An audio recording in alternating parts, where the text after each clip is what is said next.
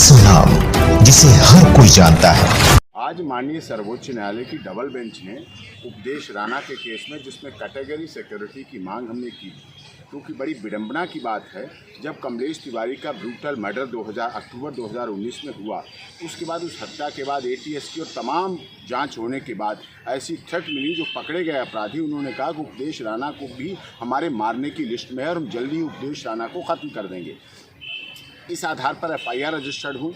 बहुत FIR 9 FIR Gujarat में registered हुई, 3 मध्य प्रदेश में रजिस्टर्ड हुई, दिल्ली, उत्तर प्रदेश, विभिन्न राज्यों में एफआईआर रजिस्टर्ड। जहाँ जहाँ उपदेश राणा अपनी स्पिरिचुअल स्पीच के लिए, मोटिवेशनल स्पीच के लिए किस तरह से जाते हैं, क्योंकि उनकी ज़िंदगी का ये साधन है। और उसके बाद हमारा भारत का संविधान आर्टिकल कहता है कि व्यक्ति को जीवन जीने का अधिकार है। जीवन जीने का अधिकार के लिए व्यक्ति को बाहर जाना पड़ता है और पूरे देश में वो जाते हैं। तो जहाँ जाते तो उनकी जान को इतना बड़ा खतरा है, अब भी खतरा है। और धमकी देश के अंदर से ही नहीं मिलती हैं, विदेशों से धमकियाँ मिलती हैं। ISIS, दाऊद और विभिन्न माफिया गैंग जो इंटरनेशनल लेवल पर गैंग हैं, वो चीज़ें आती हैं। ATS और आई भी कह रही है कि इनको पर्याप्त सुरक्षा मिलनी चाहिए, लेकिन गुजरात सरकार ने एक PSO केवल गुजरात जुरिडिक्शन के लिए दिया। आज इस पर माननीय सर्वोच्च न्यायालय में बहस हुई, उसमें साफ तौर पे बात आई है कि ऐसा कैसे हो सकता है, ऐसे कैसे ऑर्डर हो।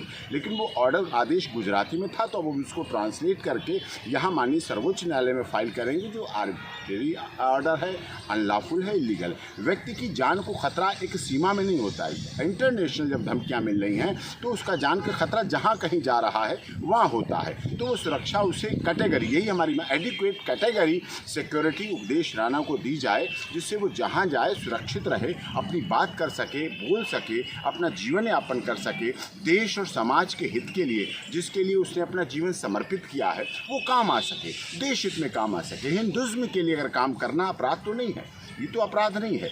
हमारा फंडामेंटल राइट्स कहते हैं, कानून कहता है, कॉन्स्टिट्यूशन ऑफ इंडिया कहता है। इसीलिए आज सुनवाई थी, उस पर गुजरात सरकार और सब उसमें पार्टी हैं, और उसमें हम ऑर्डर ट्रांसलेट करके करेंगे, जिसमें कि उन्होंने कहा यही ऑर्डर गलत है, ऐसा कैसे हो सकता है, ऐसा नहीं होना चाहिए, नहीं हो सकता है। तो इस पर माननीय सर्वोच्च न्यायालय का बहुत सकारात्मक रुख रहा, और उन्होंने कहा आफ्टर वैकेशन आप दीपावली के बाद इसको फाइल करिए।